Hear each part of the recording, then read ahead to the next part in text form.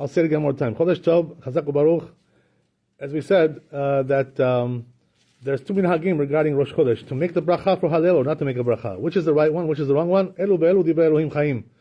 What does that mean? That it says in the Shulchan Aruch that the minhag in Eretz Israel was to make the not to make the bracha, to say it without the bracha.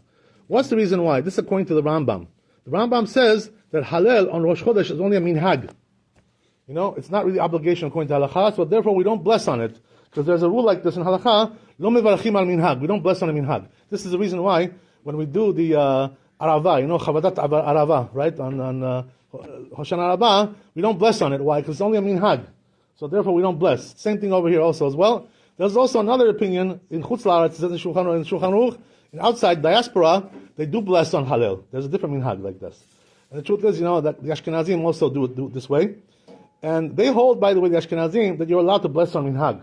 And this is why, when they do, like Megillot, on the holidays, like Megillat Ruth on Shavuot, they bless on it, they make a bracha. We don't make a bracha. Why? Because for them, you're allowed to bless on a minhag also. There's a different opinion. So therefore, Elu divrei Elohim chayim. What does that mean? That whoever does this way, whoever does that way. Each community has their own minhag, and that's the way it is, So, Baruch Hashem. Second thing I want to tell you, interesting, which is that it says in Shulchan Aruch Ibn Ezer that a man is not allowed to teach children if he's not married. He has to first get married, before he teaches children, becomes a school teacher.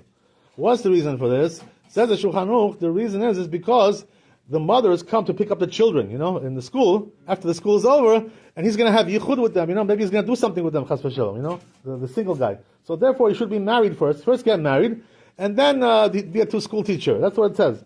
Also for the girls, it says that a girl also a woman should not be teaching children. What's the reason why? Because the husbands come, to pick up their children, and she may have yichud with them and do something chas v'shalom, So therefore it says, right, and this doesn't matter, by the way, whether she's married or not.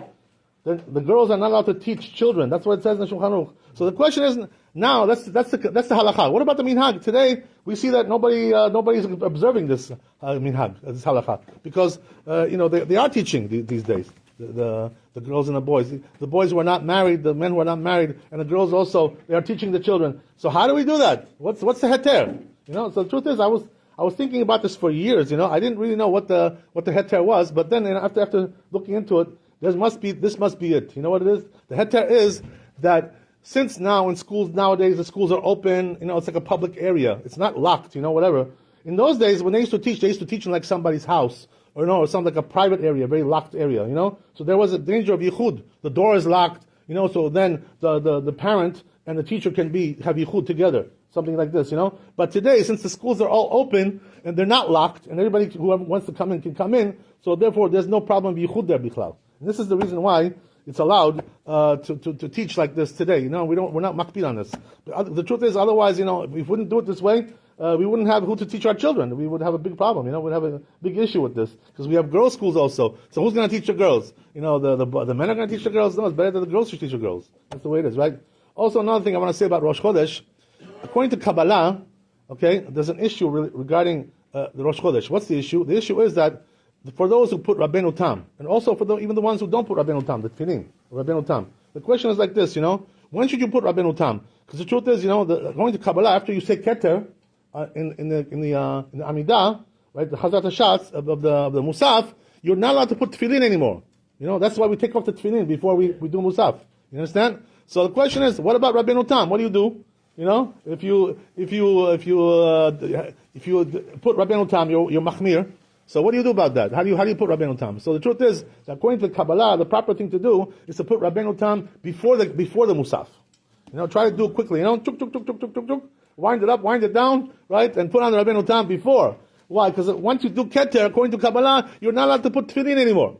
This is the thing, So therefore, the proper thing to do is like that. But if somebody wasn't able to do it, he wasn't too quick, his hands are not so fast to do all these kinds of things. Or also, let's say he was a chazan, right? And he has no time, to take off this tefillin and put on the other one. So what do you do then? So the truth is that if you were not able to put Rabbenu Tam before the Keter, before the Musaf, you're allowed to put also after as well. Why is that? What's the reason why? Very simple. Tefillin is mitzvah deoraita from the Torah. And this Keter thing is only from Kabbalah, So what's more important, mitzvah deoraita or Kabbalah? Of course, mitzvah deoraita supersedes the Kabbalah. And therefore, if you were not able to do it before, you should do after, for sure. Because you're missing a mitzvah deoraita, right? There's safek over there, 50-50. Which is the halakha? It's like Rashi, like Rabbenu Tam. Who knows? Nobody knows really what's the halakha. So therefore, you have to do also after. But the best thing to do is to do before Keter. Baruch Adonai Leolam. Amen ve amen. Chodesh Tov.